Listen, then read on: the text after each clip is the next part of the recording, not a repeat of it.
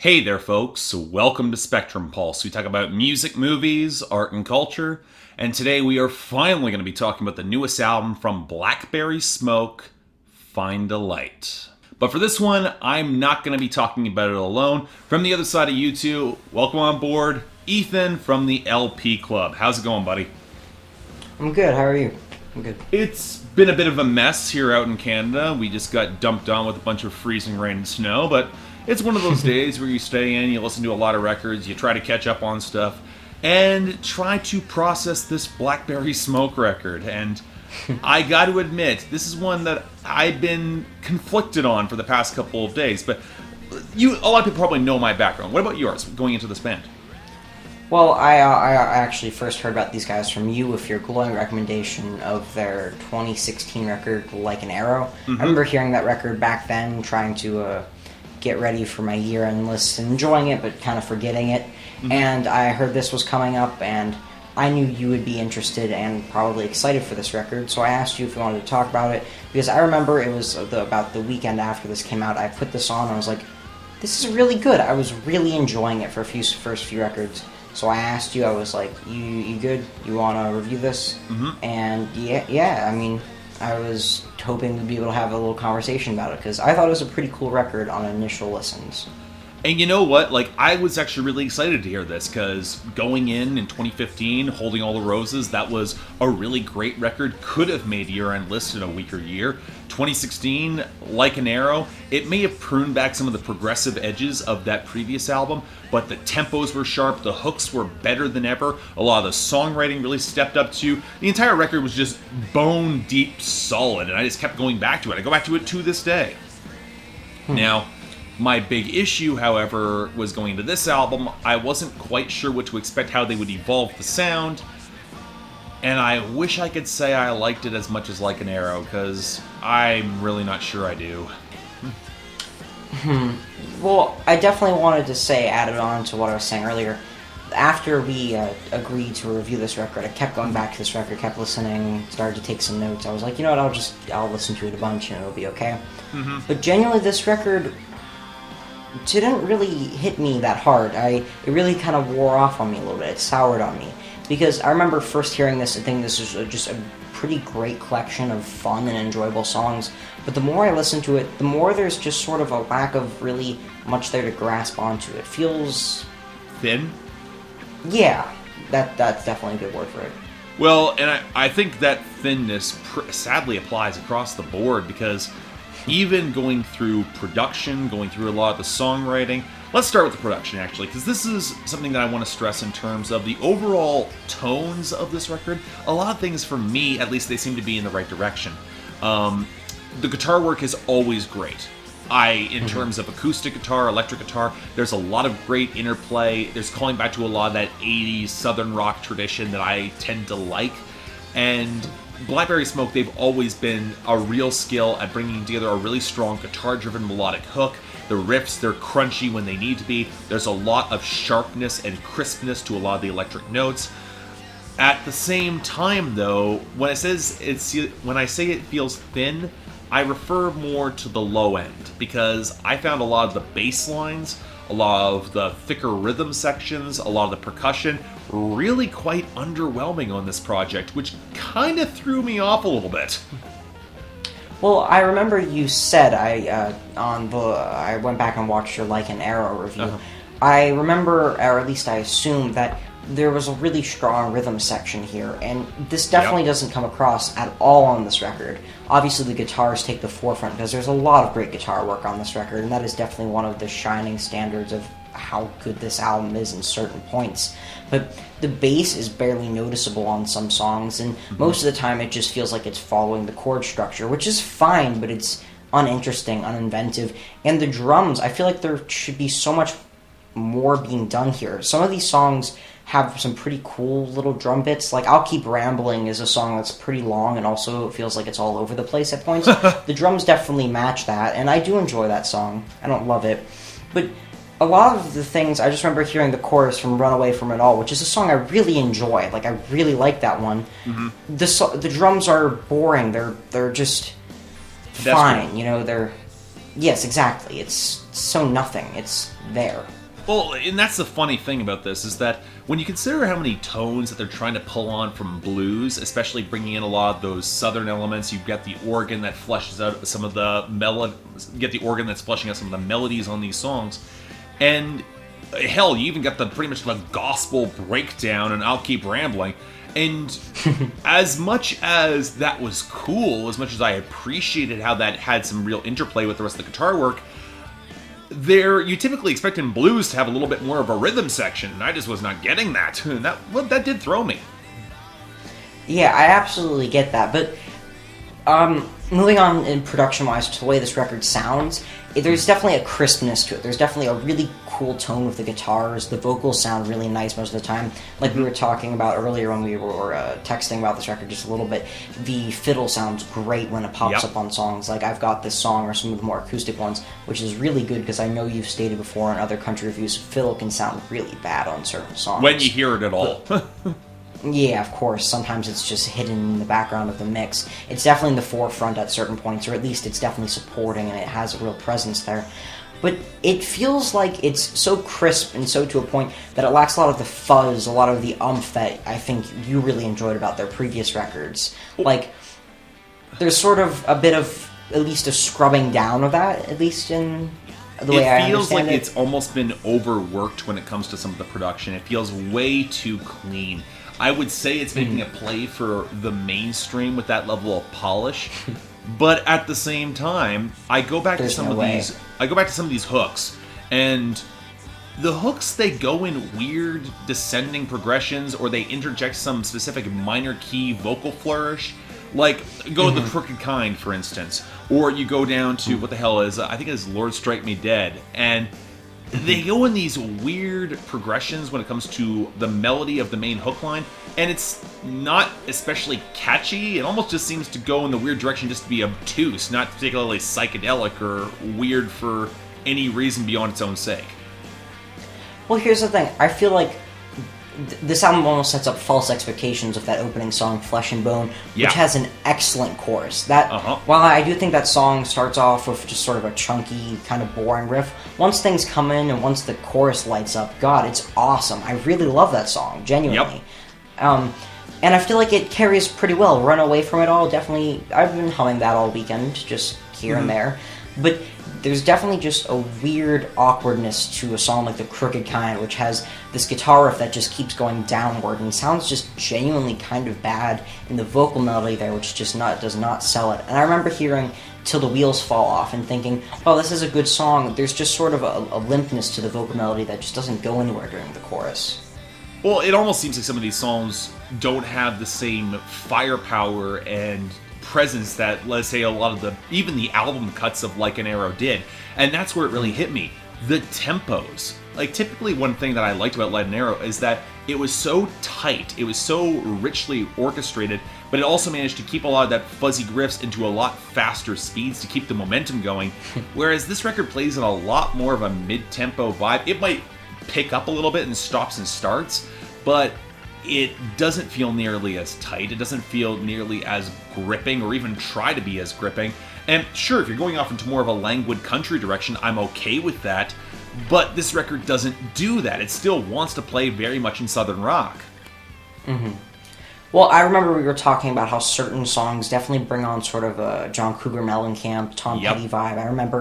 I remember thinking Best Seat in the House or Run Away From It All have great choruses that like immediately bring to mind. I was thinking of You're So Bad from Full Moon Fever by Tom Petty, or Small Town by John Mellencamp, just immediately when it came up. It's catchy and it's really fun, but there's definitely sort of a lack of just sort of a strong, great presence there. It just sort of, it's there, it's enjoyable, but it doesn't really bring anything significant to it. Which is why I'm really championing for that opening song, Flesh and Bone. That chorus is fantastic, and there's definitely certain songs on here where it feels like if they just inserted a better chorus there, if they had written something as huge and as fun as that opening track, or even something as just pedestrian and enjoyable as Run Away From It All, it could have completely picked up a song, even some of the more acoustic songs like Let Me Down Easy featuring Amanda Shires. I think this is a pretty okay song, but there's not a whole lot there in the songwriting that makes it all that interesting. And I think they waste Amanda Shires on that track because it's the shortest track on the album. Why you do that with a pretty heavily credited duet, I have no idea. And in terms of, you would expect interplay between the two. In the song, it's about a relationship that they're both trying to let each other down easy. You'd think that they'd have some interplay or interesting harmonies. They really don't, and it was really disappointing. Now, the other main collaboration that jumps out the most is the final track, Mother Mountain. And you know what? I know you like the song, and I do as well. And I think there was a lot of potential to the track in terms of the very heavily layered acoustic vibe that comes through. It definitely calls back to a certain Crosby, Stills, and Nash vibe. Mm-hmm. Go ahead. Sorry. I was thinking immediately Sweet Blue, Judy Blue Eyes once the harmonies came in. It felt like something right out of that playbook, actually. But Perfect. Yeah, the harmonies on the song are fantastic because they're constant in the way that Crosby, Stills, and Nash just... a lot of their songs are actually hard to sing acoustically. I know I've tried, because the song foundation there is on the layers of harmonies. And Mother Mountain really uses that to its advantage by sticking out, really being a pretty cool closer in my opinion. But this song also runs pretty dry on the songwriting side, considering that it feels really repetitive once you get to about the halfway point. And considering this isn't too long of a song, it feels like there could have been so much potential here just to do something cool, but it just doesn't really come through. And of course, for me, it immediately sparks the comparison to what Blackberry Smoke did in the last album when they brought on Greg Allman. And it was so much more of a cohesive, developed song with a lot more show-off nature in terms of a lot of the solos. But that also takes me down to some of the solos, because the one song that I think is probably the weakest one here is Medicate My Mind. Because I found that solo so staccato, so choppy, and not in a way that was interesting or was going to go off in a sticky, chunky direction. It just feels like it was going nowhere, and a lot of the main percussion groove to build into that song, a lot of the main groove of the entire song directly, doesn't feed or complement that solo. Yeah, I remember hearing Medicate My Mind. I really think that's just a back-to-back kind of mediocre songs of the crooked kind, and Medicate My Mind, which... Medicate My Mind rings towards sort of a softer vibe, more acoustic, but... Sort of.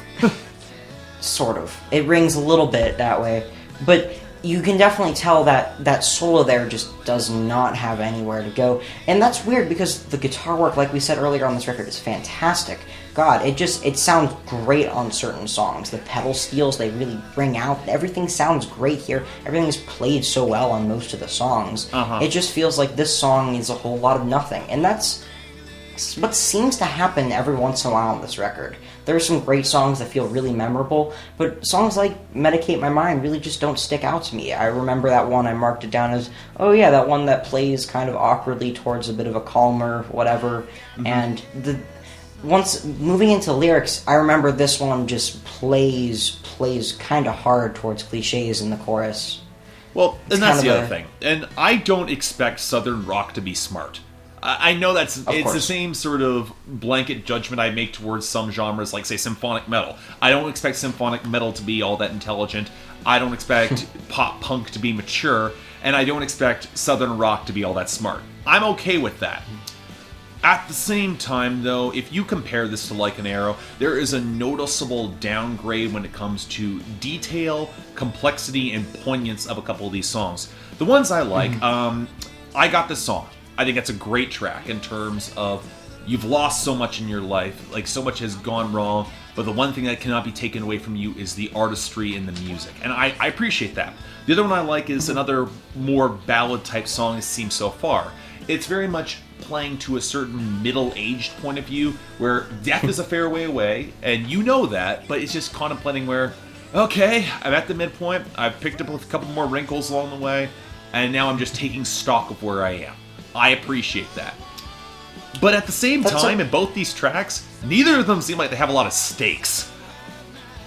Yeah, Seems So Far, it's definitely sort of a cool idea going into it, but Seems So Far kind of strikes me as one of the more fine songs on the record, because lyrically it is pretty okay. Like, it's one of the more interesting ones here, but it feels like they could have done a whole lot more of it. And like you said, obviously, you can't expect a whole lot more. I mean, some of these titles could elicit groans, honestly, the crooked kind. Ugh. But it just feels like there could have been more done here.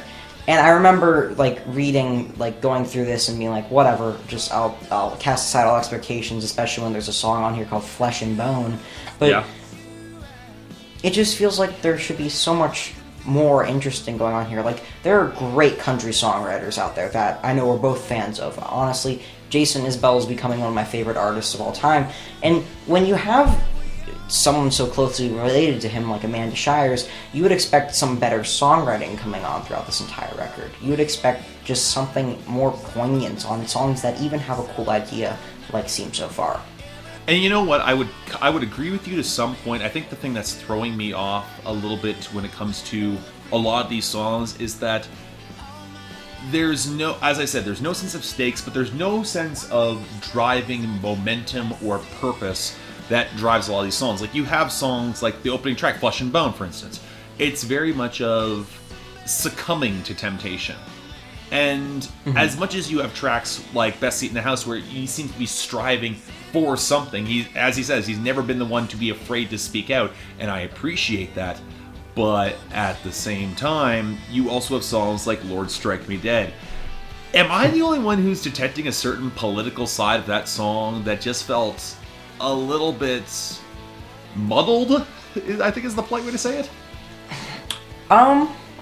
I wasn't honestly reading too far into that one, but further on that, explain a little more if you would like to, because that actually sounds kind of interesting, because, God, I know it's kind of like a drought of anything interesting to talk about in the lyrics here, besides some of them are groan-worthy and some of them are a little bit boring. Well, some of it's a lot of posturing, and that's really what it is. I think that's where the Southern rock cliche side of it comes into play. What caught me with Lord Strike Me Dead, it's very much of everyone is talking, everybody wants to be the victim, and nobody is properly claiming responsibility. And if I streak otherwise, Lord Strike Me Dead. And I'm like, you know, as much as you're trying to make some sort of... it seems like you're trying to make a point, but it seems so muddled and confused, it doesn't really come together. And that also comes to things like the Best Seat in the House. You are looking to speak up, but you follow that track immediately with I'll Keep Rambling, which very much presents a scene of a guy with opulence in his hand. He's got the golden watch, and he's wandering around the world, doesn't seem to have much of a care in the world. He's got a certain amount of privilege there, and you'll just keep on rambling on. There's suffer no consequences at all. And that's what I mean when I come back to the stakes of these songs. When I at least had songs off of Like an Arrow, like where you could actually see that there was driving purpose, there was some anger, there was something curdled beneath them that actually had propensity for momentum. Whereas here, it feels kind of complacent.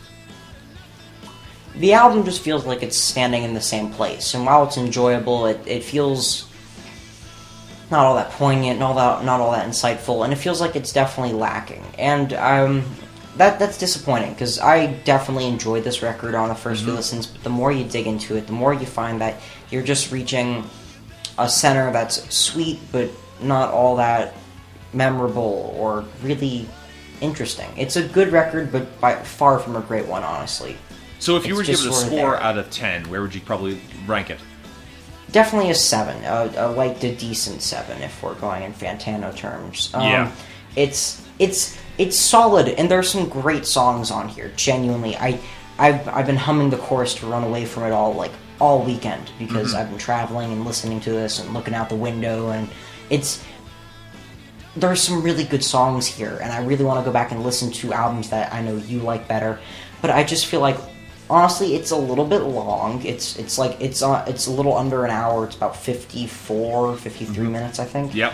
And it feels just sort of... It feels like... It's a step back. I remember... Yeah, exactly. And I don't even have the perspective there, but it just feels like there's something lacking. And that's all. What would you think of it when you're talking about I'm thinking it's a light 7 out of 10. I wished I liked this more. Favorite cuts for me, if I'm just going to rattle those through pretty quickly. Mother Mountain, even though I do think there could have been more with it. I've got the song, probably my favorite, Best Seat in the House, Flesh and Bone, and Seems So Far. The worst, easily Medicate My Mind. What about you? What do you think? Well, obviously, I absolutely love Flesh and Bone and Run Away From It All, and I enjoyed Best Seat in the House. And I remember I put this album on shuffle, I think, the second time I heard it, and Nobody Gives a Damn just sort of strike me as a fun song, honestly. Mother Mountain is... Yeah, I like Nobody Gives a Damn, actually. Mother Mountain, just great harmonies there that really stuck with me.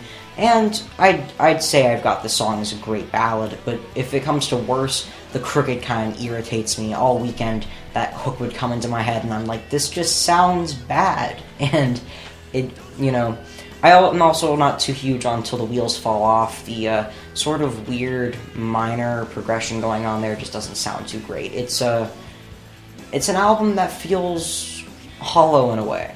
It's there. It's a shot of it. I think it's a good record, but at the end of the day, I think for Blackberry Smoke fans, they have heard better. They will recognize better. It will hold them over. If anything, it kind of reminds me of a few of the albums that Gotthard put out in the late 90s, early 2000s before you got really striking ones such as Human Zoo and Lip Service.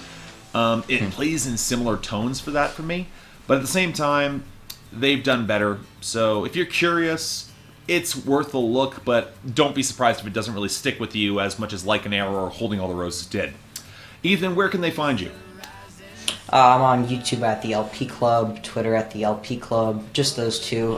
But yeah, I do reviews like this. I'm less of a country guy than Mark is, and he's definitely far superior and more knowledge in that lane. But I do like talking about it and trying to get back into, doing things on the usual, as I took a little break for a while and I'm getting back into it. But yeah, check me out there. I assume the link will be in the description, of course. Absolutely.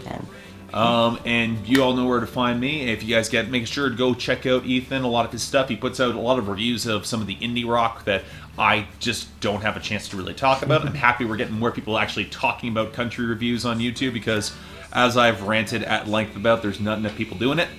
But until next time, I'm Mark, this is Ethan, and you're watching Spectrum Pulse in the LP Club, and I'll see you next time.